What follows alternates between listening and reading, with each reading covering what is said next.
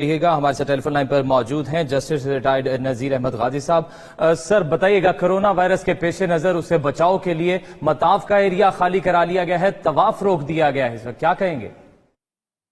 جی بسم اللہ الرحمن الرحیم جی، یہ سراسر غیر شرعی اور بالکل غلط اقدام ہے۔ خدا نخواستہ اس سے کوئی بڑی مصیبت نازل نہ ہو جائے۔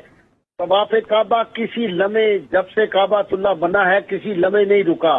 ایک مرتبہ سیلاب آیا تھا، یہ تاریخی بات ہے، تو سیلاب کی وجہ سے لوگ کعبہ اللہ کے طواف تک نہیں پہنچ سکے تھے، تو سانپ اور دیگر جو مخلوق تھی انہوں نے اور پرندوں نے آ کے طواف شروع کر دیا تھا۔ یہ پریونٹیو میجرز جو ہیں یہ اور استعمال کیے جا سکتے ہیں۔ کیا سارے شہر سعودی عرب سے بند کر دیے گئے ہیں؟ کیا سارے دفتر بند کر دیے گئے ہیں؟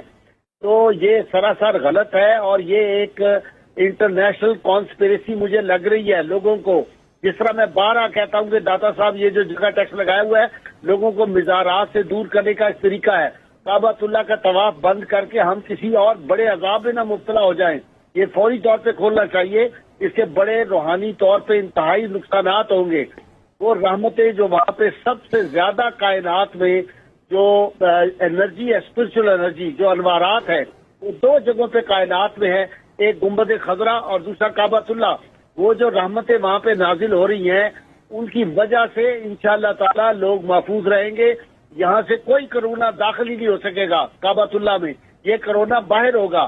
اس لیے یہاں تو توبہ کرنی چاہیے، استغفار کا موقع ہے، لوگوں کو موقع دے، کعبہ اللہ میں جا کے اللہ کی بارگاہ میں التجائیں کریں۔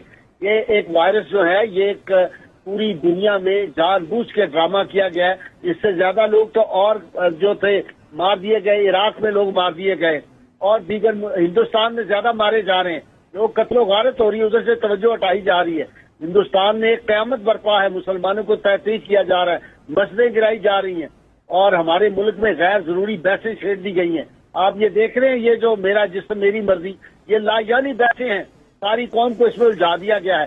یہی کعبہ اللہ میں ہو رہا ہے۔ فوری طور پہ اس کو بحال کرنا چاہیے، اللہ کے حضور توبہ کرنی چاہیے، استغفار کرنا چاہیے، علماء کرام کو اس پہ بات کرنی چاہیے۔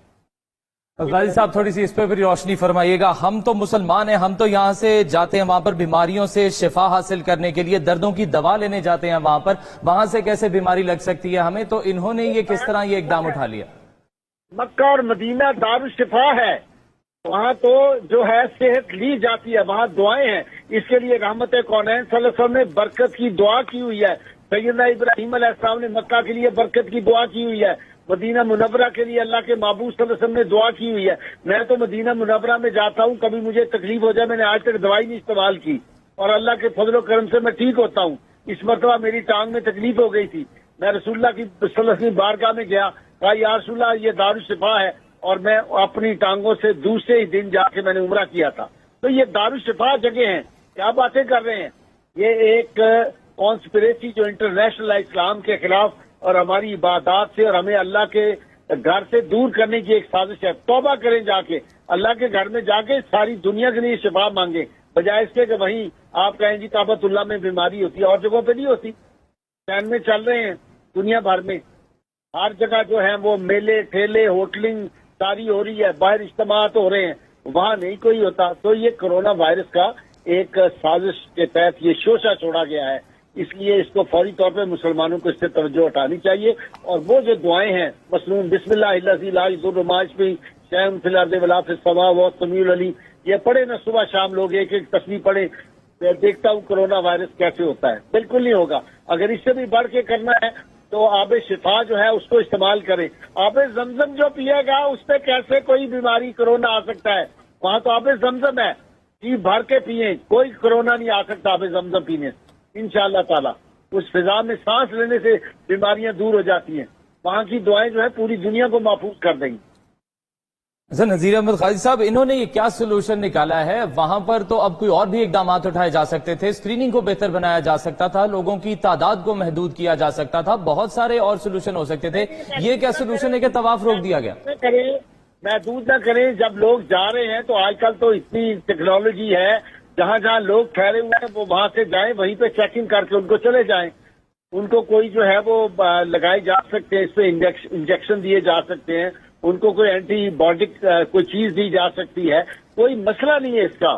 یہ بالکل ایسے ایک سازش کے تحت یہ سارا کچھ کیا جا رہا ہے، اور اگر یہ کریں گے، میں آپ کو وارن کر رہا ہوں ساری دنیا کو، اگر کعبۃ اللہ کا طواف رک گیا تو کرونا وائرس کیا پتہ نہیں اور کون سا وائرس آ جائے گا، آسمان سے بلائیں نازل ہو جائیں گی، عذاب آ جائے گا، بچیں اس سے، اس بات کو سمجھیں۔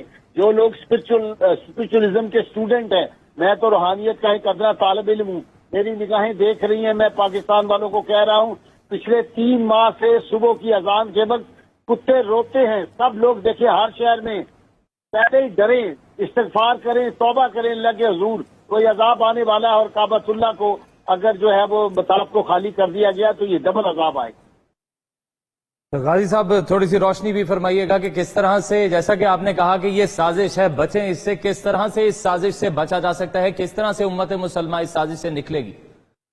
توبہ کریں، ایک کعبۃ اللہ سے امام کعبہ، امام مسجد نبوی، اور پاکستان میں مفتی اعظم جو ہیں پاکستان کے، جو ہیں اپنے ہمارے مفتی صاحب، وہ فوری طور پہ اعلان کریں اس کا، مفتی منیب الرحمان، کہ ساری قوم کل یوم دعا اور یوم توبہ کرے، استغفار کرے، اجتماعی توبہ کریں، نوافل پڑھیں توبہ کے، انشاءاللہ تعالی یہ اس کا حل جو ہے وہ فوری طور پہ ہو جائے گا۔ اللہ کی بارگاہ پہ آپ یقین کریں، اس اللہ کریم، اس رحیم و رب و رحیم کو اس امت سے بڑا پیار ہے، اپنی مخلوق سے بڑا پیار ہے۔